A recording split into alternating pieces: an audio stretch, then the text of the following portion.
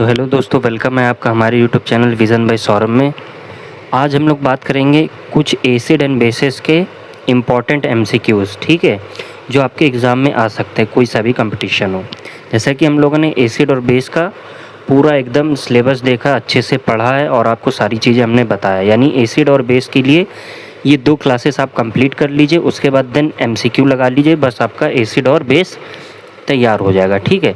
तो हम उसी के बेस पे आज कुछ एमसीक्यू की प्रैक्टिस करेंगे जो आप लोग के लिए हेल्पफुल होगी, ठीक है। चलिए शुरुआत करते हैं। पहला एमसीक्यू है यहाँ पर, एसिड का जलीय विलयन किस आयन को उत्पन्न करना है। यानी कि यहाँ पे पूछ रहा है अगर एसिड को आप जलीय विलयन में मिलाएंगे तो ये क्या उत्पन्न करता है। हमने क्या बताया था आपको, H+ आयन देगा, ठीक है।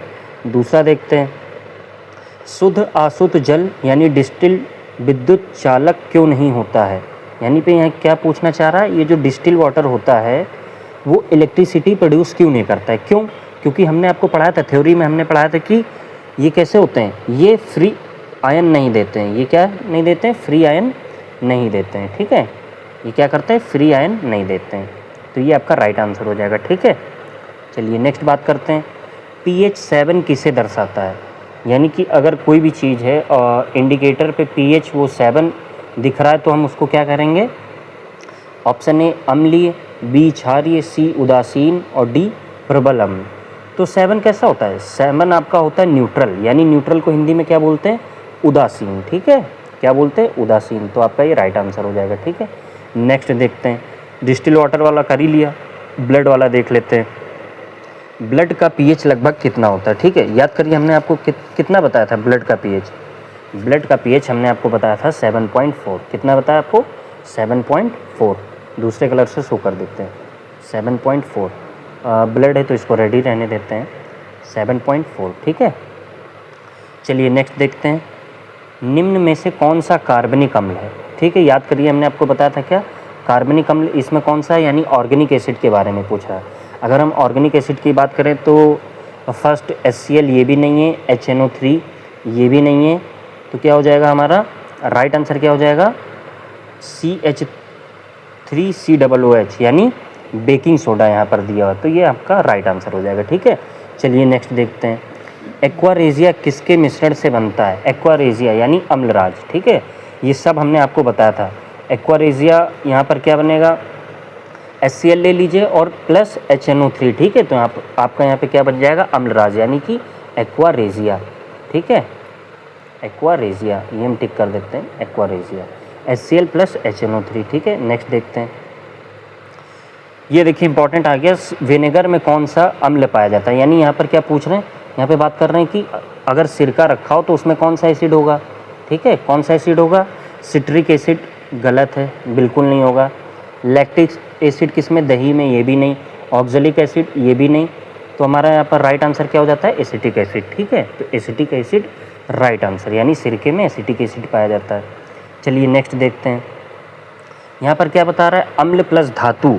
यानी कि अगर कोई एसिड मिलेगा और साथ में बेस मिलेगा, यानी मेटल मिलेगा, एसिड और मेटल, एसिड और मेटल मिलके क्या बनाते हैं, याद करिए हमने आपको क्या बताया था, याद करिए, एसिड और मेटल जब भी मिलेंगे तो सॉल्ट प्लस हाइड्रोजन गैस बनाएंगे। क्या बनाएंगे, सॉल्ट प्लस हाइड्रोजन गैस। तो यहाँ पर देखिए सॉल्ट और हाइड्रोजन गैस, ये आपका लवण और जल यानी सॉल्ट वाटर, ये भी नहीं।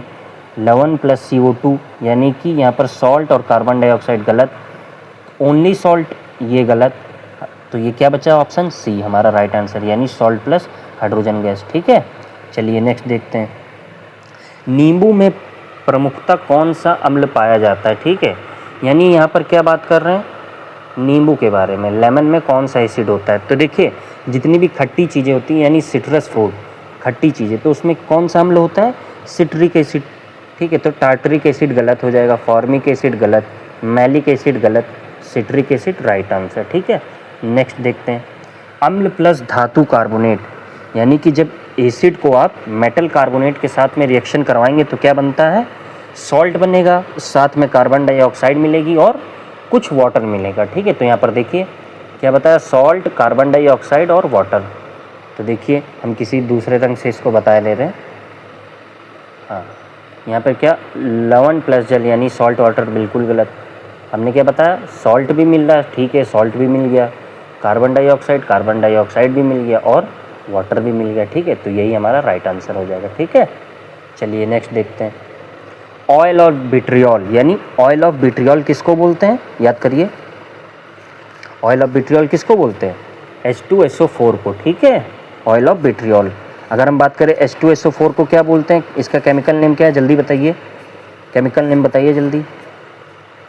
H2SO4 का केमिकल नेम क्या है, ये है सल्फ्यूरिक एसिड, ठीक है, सल्फ्यूरिक एसिड, यानी ये राइट आंसर। H2SO4, HCl गलत, HNO3 गलत, H3PO4 गलत, ठीक है। नेक्स्ट देखते हैं, क्षार प्लस अम्ल की अभिक्रिया क्या कहलाती है, यानी कि एसिड और प्लस बेस मिल जाए तो क्या बनेगा, सॉल्ट प्लस वाटर, तो इसी को क्या बोलते हैं, न्यूट्रलाइजेशन रिएक्शन। क्या होगा, न्यूट्रलाइजेशन रिएक्शन, यानी उदासीनीकरण। देखिए यहाँ पर कुछ हिंदी कुछ इंग्लिश लिखा हुआ है, लेकिन उससे आपको घबराने की कोई ज़रूरत नहीं है। ऑक्सीडेशन बिल्कुल गलत हो जाएगा, ठीक है, हम इसको मार्क कर रहे हैं, रॉन्ग। रिडक्शन बिल्कुल गलत, डिस्प्लेसमेंट गलत, डिस्प्लेसमेंट तो बिल्कुल ही अलग होगी। हम आपको आगे बताएंगे कि कैसे कैसे रिएक्शन होती है, ये पूरा टॉपिक हम आपको समझाएंगे, ठीक है। अभी क्या एसिड और बेस चल रहा है, ठीक है। हमने क्या बताया, न्यूट्रलाइजेशन, तो ये न्यूट्रलाइजेशन रिएक्शन हो जाएगी, ठीक है। नेक्स्ट देखते हैं, निम्न में से कौन सा कमज़ोर अम्ल है, यानी वीक एसिड पूछ रहा है, तो बताइए आपका वीक एसिड क्या हो जाएगा, ठीक है। वीक एसिड बताइए,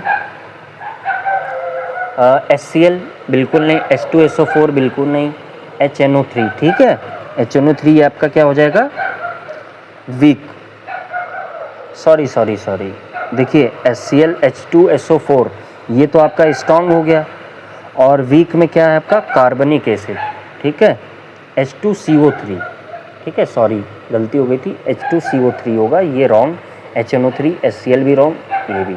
बाकी सारे जितने हैं ये सब स्ट्रॉन्ग है, लेकिन H2CO3 ये क्या है आपका, स्ट्रॉन्ग है, ठीक है।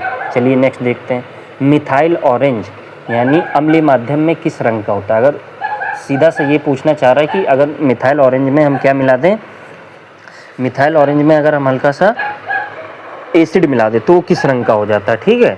तो मिलाइए, मिथाइल ऑरेंज में अगर आपने एसिड मिला दिया तो कैसा हो जाएगा, रेड हो जाता है, ठीक है। तो देखिए रेड है ऑप्शन में, पीला बिल्कुल गलत, नीला बिल्कुल गलत, लाल बिल्कुल गलत, सॉरी लाल ही तो है, हम लोग लाल की बात कर रहे थे ना, ये रेड यानी कि लाल, तो ये आपका राइट आंसर हो जाएगा, ठीक है। चलिए नेक्स्ट देखते हैं, मोनोप्रोटिक एसिड कितने प्रोटॉन H+ देता है, यानी मोनोप्रोटिक। हमने आपको ये बताया था कि कितने प्रकार के एसिड होते हैं, यानी एसिड कौन कौन से होते हैं, डाइप्रोटिक, मोनोप्रोटिक और पॉलीप्रोटिक, ठीक है। तो यहाँ पर मोनोप्रोटिक एसिड का मतलब होता है जो कितने आयन दे दे, 1 आयन, ठीक है, ओनली 1 आयन। तो देखिए H+ आयन, 1 वाला सही हो जाएगा, 2 3 गलत, 4 गलत, ठीक है। नेक्स्ट देखते हैं, फिनोलेप्थिलीन क्षारीय माध्यम में किस रंग का हो जाता है। अब बताइए आप, अगर हम फिनोलेप्थिलीन की जो गोलियाँ होती हैं अगर हम उसमें बेस मिला दें तो कैसा हो जाएगा, बताइए। अगर हम बेस मिला दें तो वो पिंक हो जाएगा, ठीक है, पिंक हो जाएगा। क्या पिंक से डिनोट करते क्या, पिंक कलर, सॉरी कुछ पिंक नहीं है लेकिन थोड़ा उसी टाइप का है, ठीक है, गुलाबी हो जाता है। बाकी ये रंगहीन गलत, ये पीला वाला भी गलत, ठीक है। चलिए नेक्स्ट देखते हैं, H2SO4 किस प्रकार का अम्ल है, ठीक है, H2SO4 किस प्रकार का अम्ल है, बताइए, मोनोप्रोटिक है या डाइप्रोटिक है या ट्राइप्रोटिक है, बताइए। H2SO4 तो आप क्या कहेंगे, H2SO4 कैसा है, बताइए। H2SO4 है आपका, ये पहली बात तो H2SO4 इसको क्या बोलते हैं, ये सल्फ्यूरिक एसिड है और ये स्ट्रॉन्ग होता है, यानी अगर स्ट्रॉन्ग है तो ये कैसा हो जाएगा, डाइप्रोटिक, ठीक है, डाइप्रोटिक क्या हो जाएगा, डाइप्रोटिक। ये ब्रश नहीं चल रहा क्या, हाँ डाइप्रोटिक। बाकी मोनोप्रोटिक गलत, ट्राइप्रोटिक गलत और पॉलीबेसिक ये तो बिल्कुल ही अलग हो गया, यानी कि आप यहाँ पर राइट आंसर बी हो जाएगा, ठीक है। एक आपको हम क्वेश्चन देंगे वो अभी बताएंगे कौन सा, ठीक है। चलिए, फिनोलेप्थिलीन वाला हो गया 19th, हल्दी क्षार के संपर्क में आने पर किस रंग की हो जाती है। आप बताइए, सबसे इम्पोर्टेंट और सबसे बेसिक सवाल है।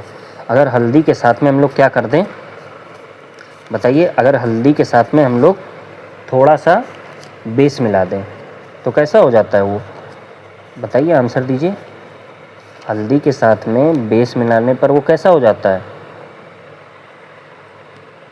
अरे लाल हो जाता है कि नहीं, रेड हो जाता है, ठीक है, यहाँ पर रेड हो जाएगा। रेड राइट आंसर, सफ़ेद गलत, पीली हरी गलत, ये दोनों गलत, ठीक है। अब देखिए यूनिवर्सल इंडिकेटर में pH 7 पर कौन सा रंग होता है, ठीक है, pH 7 पर कौन सा रंग होता है? यूनिवर्सल इंडिकेटर, कोई सा भी यूनिवर्सल इंडिकेटर है और अगर वो pH 7 दिखा रहा है, उसका pH 7 दिखा रहा है तो वो कैसा होता है बताइए?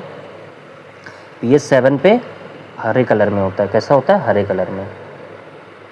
कैसा होता है? हरे कलर में, ठीक है।